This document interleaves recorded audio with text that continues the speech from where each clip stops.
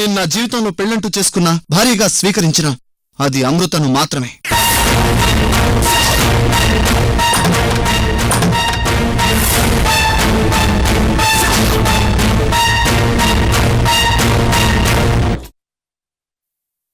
ఇదిగోండి జయదేవ్ బాబాయ్, నా మేనల్లుడికి కొత్త జీవితం ప్రసాదించండి, కొత్త జీవితం ప్రసాదించండి అని జడ్జిని అడిగారు కదా.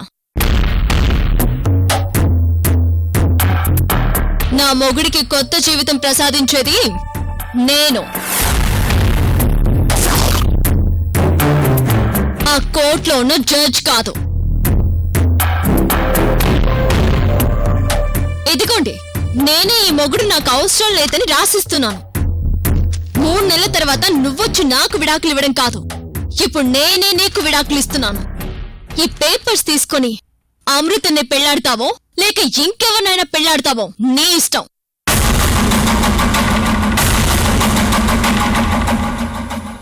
నేను మొగుడా మొగుడా అని నీ వెంట పడి విసిగిపోయాను. నేను నీకు కొత్త జీవితం రాసిస్తున్నాను, తీసుకో. రాహుల్, తీసుకోమని చెప్తున్నాను కదా, తీసుకో.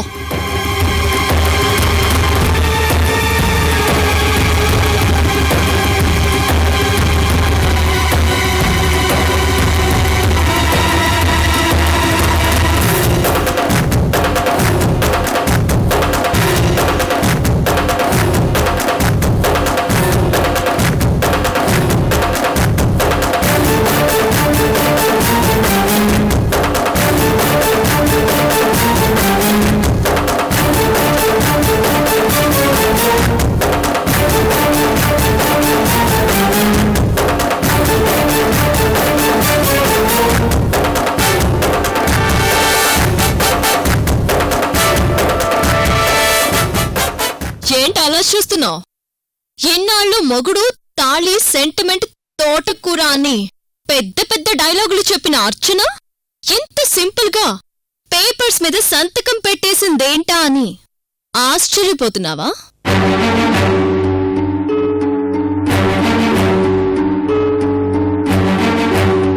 ఇప్పుడు నా ప్లేస్ లో ఏ ఆడపిల్లున్నా బోరుమని ఏడుస్తుందేమో, కానీ ఈ అర్చన అలా ఎప్పటికీ ఏడవదు. కింద పడ్డా పైన పడ్డా అర్చన ఎప్పటికీ పులే.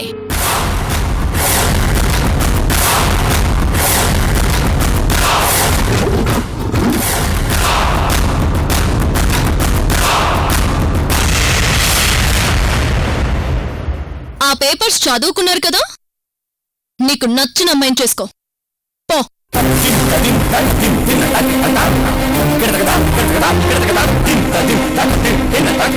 నేను నిన్ను వదిలేసుకుంటున్నాను, నిన్ను మాత్రమే వదిలేసుకుంటున్నాను.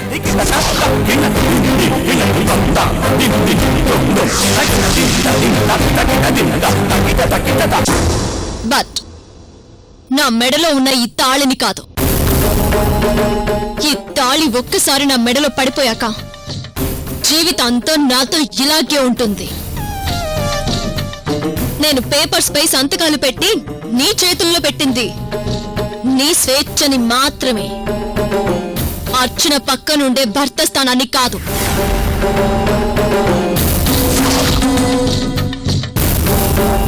నా భర్త స్థానం ఎప్పుడో ఫిల్ అయిపోయింది.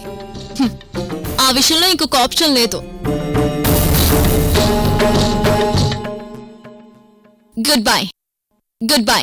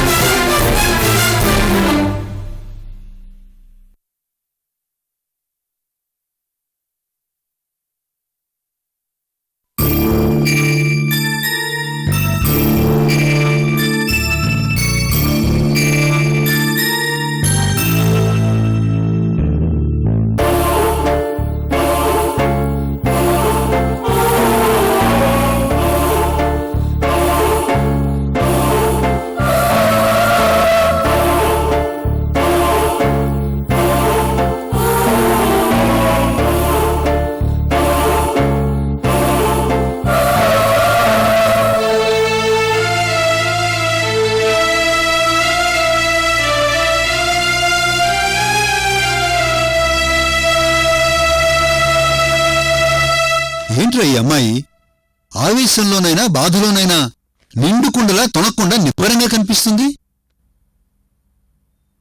దాన్ని ఎమోషనల్ బ్యాలెన్స్ అంటారు మావయ్య. తనలో ఎమోషన్స్ ని బ్యాలెన్స్ చేయడం అందరి వల్ల కాదు. కంటిన్యూ సాగుతున్న కథ ఒకటి, గుండెలోన దాగి ఉన్న వ్యధ ఒకటి. కంటిన్యూ సాగుతున్న కథ ఒకటి, గుండెలోన దాగి ఉన్న వ్యధ ఒకటి. ఎవరికి ఎవరు చివరికి ఎవరు కలిసేదెందుకు, ఎడబాటెందుకు, విధి ఆడించే బొమ్మలాట ఇది, విధి ఆడించే బొమ్మలాట.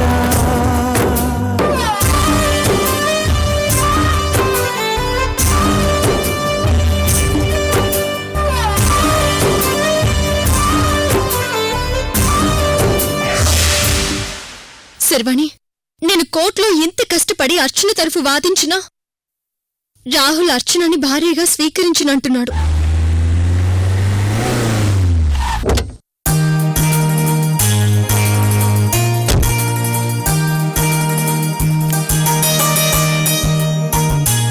ఇప్పుడు రాహుల్ని ఎలా కన్విన్స్ చేయాలో, అర్చనకి ఏం సమాధానం చెప్పాలోనని స్ట్రగుల్ అవుతున్నాను.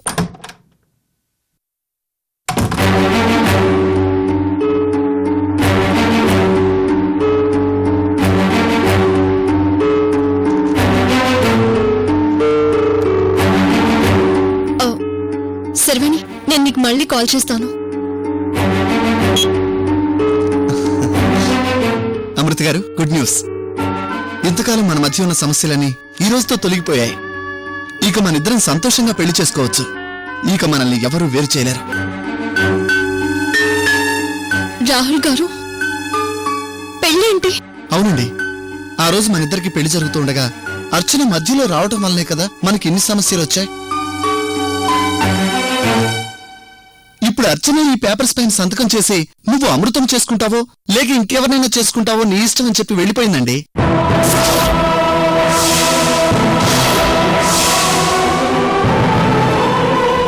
కావాలంటే ఈ పేపర్స్ మీరే చూడండి.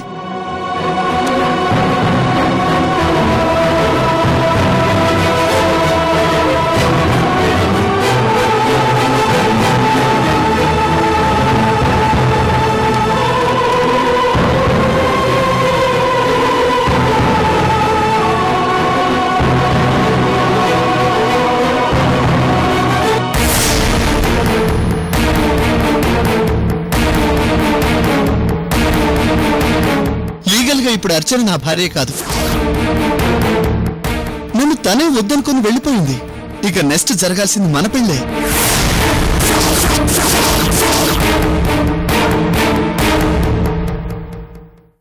రాహుల్ గారు, పెళ్ళేంటి? నేను మిమ్మల్ని పెళ్లి చేసుకుంటానని మీతో చెప్పానా?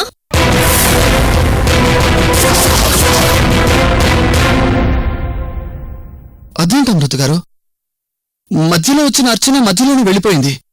ఇక మనిద్దరి పెళ్లికి అడ్డుపడే వాళ్ళకెవరూ లేరు. అర్చన డైవర్స్ పేపర్స్ పైన సంతకం పెట్టడం ఏంటో, మీరొచ్చి పెళ్లి ప్రపోజల్ తీసుకురావడం ఏంటో నాకంతా అయోమయంగా ఉంది.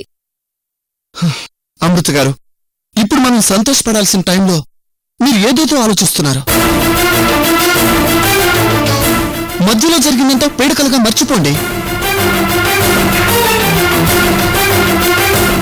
ఆ రోజు మీరు నేను పెళ్లి బట్టల కోసం వెళ్తున్నప్పుడే కదా అర్చన వచ్చి అంతా తారుమారు చేసింది. ఇక ఆ అర్చన ఎప్పటికీ రాదు. ఆ రోజు మీరు పెళ్లికి ప్రిపేర్ అయినట్టే ఇప్పుడు అలాగే ప్రిపేర్ అవ్వండి. స్వామీజీ చెప్పినట్టు గుళ్ళో జరిగే మన పెళ్లిలో మీరు పసుపు కాళ్లతో వేసే అడుగుల్లో నేను అడుగులు వేస్తూ వెళ్లి నా జాతక దోషాన్ని పోగొట్టుకుంటాను.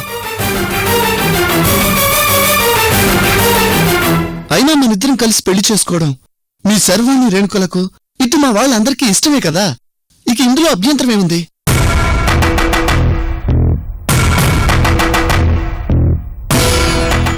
అది కాదు రాహుల్ గారు, నేను చెప్పేది ఒకసారి వినండి. అమృత గారు ప్లీజ్. ఆ రోజు మన ఇద్దరి పెళ్లి పీటల పైన ఆగిపోయింది. ఇప్పుడు అదే పెళ్లి మళ్ళీ జరుగుతుంది, అంతే కదా? ఇక ఈ విషయంలో మనం మాట్లాడుకోవాల్సినవి ఏమున్నాయి? మేము వెంటనే వెళ్ళి పెళ్లి ఏర్పాట్లు చూసుకుంటాం. త్వరలో ముహూర్తాలు చూసుకుని పెళ్లి చేసుకుందాం. మీరు ప్రిపేర్ అయి ఉండండి, నేను వెళ్ళి ఆ ఏర్పాట్లో ఉంటాను.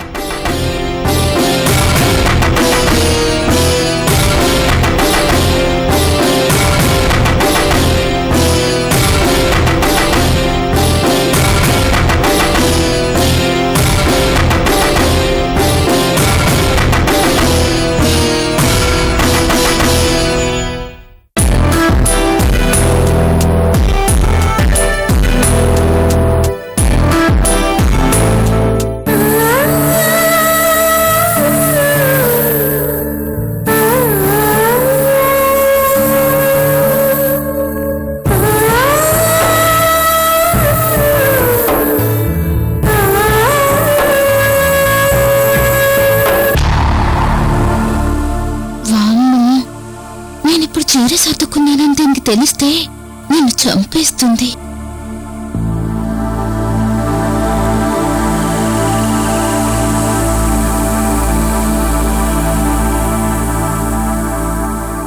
మేడం,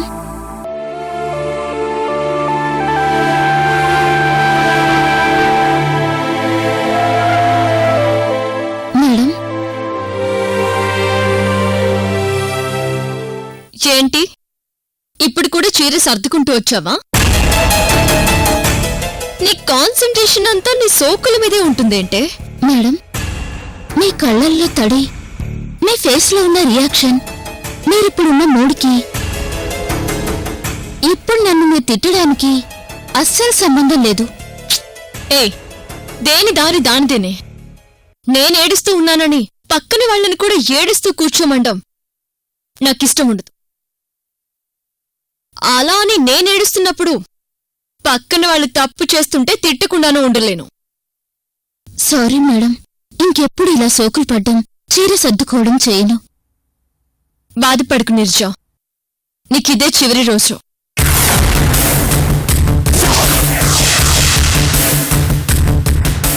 నెక్స్ట్ టైం చీర సర్దుకుంటూ ఎక్కడ కనిపిస్తే అక్కడే చంపేస్తాను.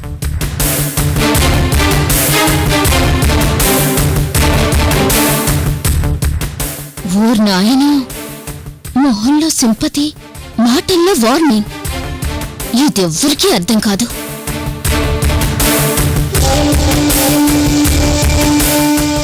నిరజా, మేడం, మేడం చెప్పండి మేడం. నా కోసం వెతుక్కుంటూ అమృత వస్తుంది. అమృతని నేను కలవనని చెప్పు. అలాగే మేడం. వద్దతో, నేను కలవను అంటే అమృత బాధపడుతుంది. నేను కలిసే వరకు గేట్ దగ్గరే కూర్చుంటుంది. నువ్వు ఒక పని చెయ్యి, నేను వేరే ఏదో ఒక ఊరు వెళ్ళిపోయానని అబద్ధం చెప్పు. నువ్వే తనని మేనేజ్ చేసి ఎలాగోలా పంపించేశాయి. ఇప్పుడున్న పరిస్థితిలో నేను అమృత మొహం చూసి తట్టుకునే శక్తి నాకు లేదు. I lost my life.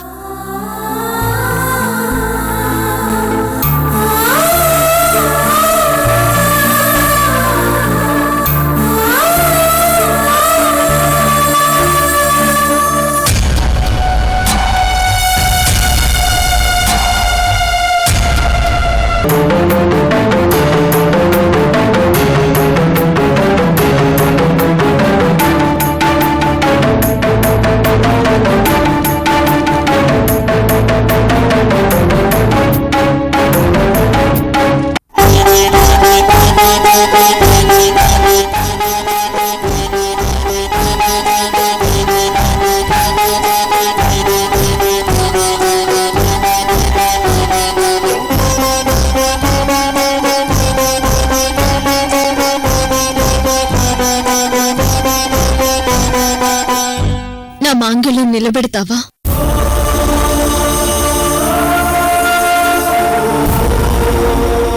నా భర్త నాకే కావాలనుకోవడం కూడా నా తప్పేనా అమృత?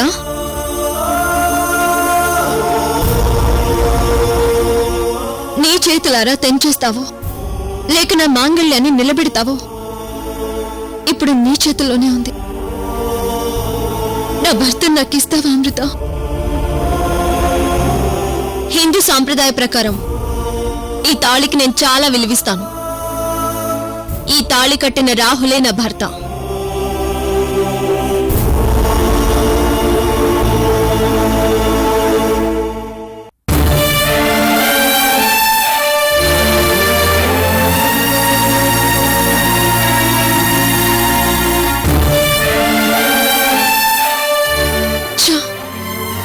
అర్చనేంటి నాతో ఒక్క మాట కూడా చెప్పకుండా ఇలాంటి నిర్ణయం తీసుకుంది?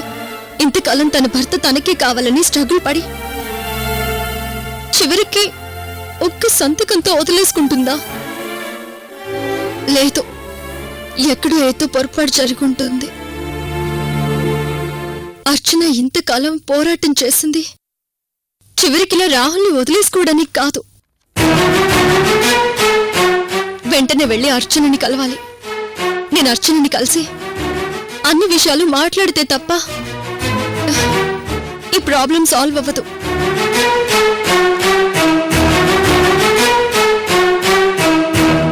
అనిత, అర్చన ఈరోజు ఏంటో తేడాగా కనిపిస్తోంది. అమృత వచ్చినా కలవద్దని చెప్పింది. ఏం జరిగిందంట? అమృత అర్చన కలిసిపోయారనుకున్నాం కదా, ఇద్దరికీ ఎక్కడో తేడా జరిగినట్టుంది.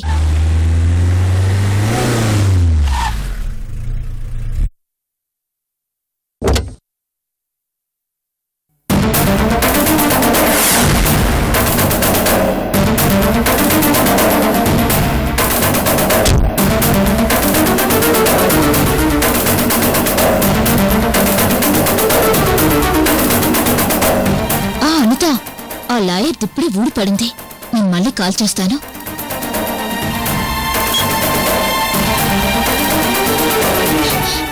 ఏంటి మేడం, ఏదో హడావిడిగా కనిపిస్తున్నారు? ఏం జరిగింది? నీరజ, నేను అర్జెంటుగా అర్చనతో మాట్లాడాలి. పక్కకి జరుగు. మేడం మేడం, అర్చన మేడం ముంబైకి వెళ్లారు కదా, మీకు ఆ విషయం తెలీదా?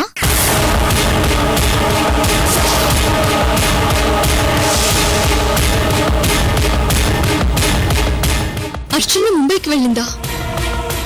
ఎప్పుడు నీరజ?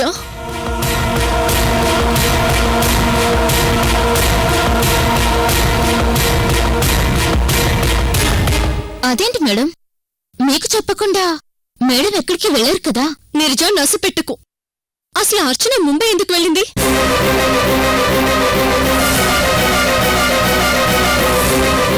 అదే మేడం, హాస్పిటల్లో ఉన్న అభిని ఏదో బెటర్ ట్రీట్మెంట్ కోసం తీసుకువెళ్లారు. ఏదైనా అర్జెంటా మేడం? అభిని తీసుకెళ్లిపోయిందా? అర్చన నాతో చెప్పకుండా అభిని తీసుకెళ్లిపోవడం ఏంటి?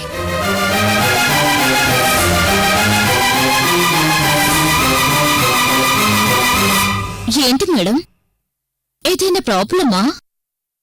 ఆ పేపర్స్ ఏంటి? నీరజ, నీకు అనవసరమైన విషయం గురించి నీకెందుకు? Sorry madam. సరే, అర్చన వెళ్లేటప్పుడు తన మూడ్ ఎలా ఉంది? నార్మల్గానే ఉందా?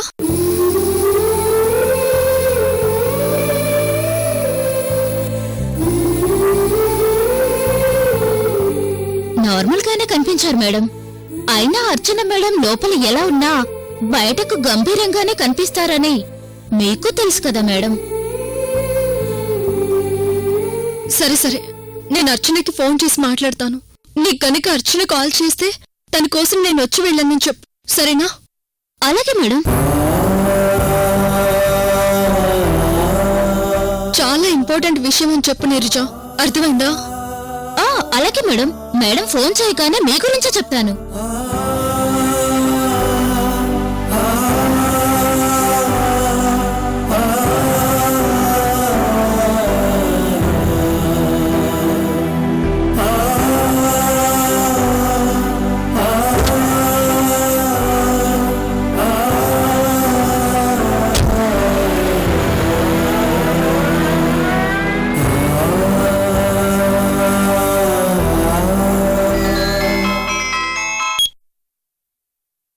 అంతా ఇది మ్యాటర్.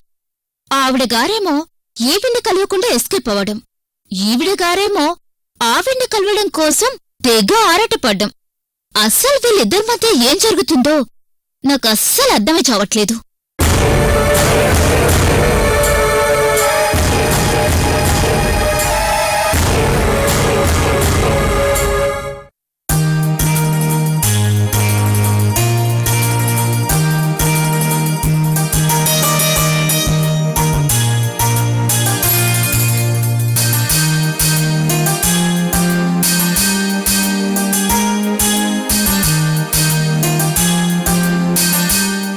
పంతులు గారు, అయ్యా, మా అమృత రాహుల్ల పెళ్లి ఘడియలు 1కి 4 సార్లు చూసి నిశ్చయించండి.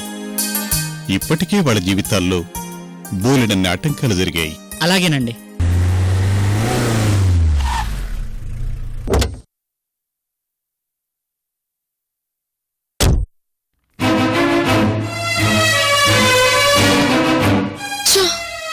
అర్చన సడన్ గా ఇలాంటి డెసిషన్ తీసుకోవడం ఏంటి? ఫోన్ చేస్తే ఫోన్ ఆన్సర్ లేదు. నిజంగానే ముంబైకి వెళ్ళిందా లేక ఇంకెక్కడికైనా వెళ్ళిందా?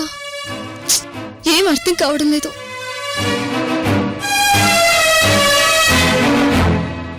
పంతులు గారు, తొందరం లేదు.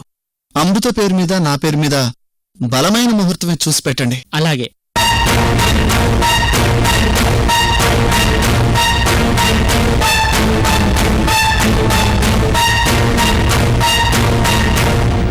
ఈ మధ్యలో మీరు నన్ను చంపడం కోసం కత్తి పట్టుకుని రావడం, ఆ రోజు వ్రతంలో పామును వదిలేయడం, చివరికి నా మొగుడిని ఓం ప్రకాష్ దగ్గరికి పంపించడం, ఇవన్నీ చేస్తున్నారు కదా.